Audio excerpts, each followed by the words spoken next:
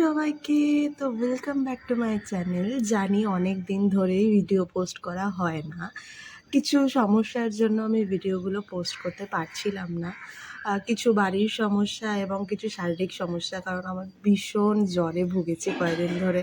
গলার অবস্থা শুনে তো তোমরা বুঝতেই পারছো।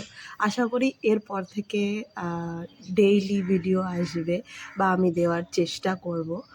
একটু প্রবলেমের জন্য যেটা আমি ভিডিওগুলো পোস্ট করতে পারছিলাম না, এখন থেকে সেটা ডেইলি হবে। তো যেরকম তোমরা সাপোর্ট করো সেমন অবশ্যই করো।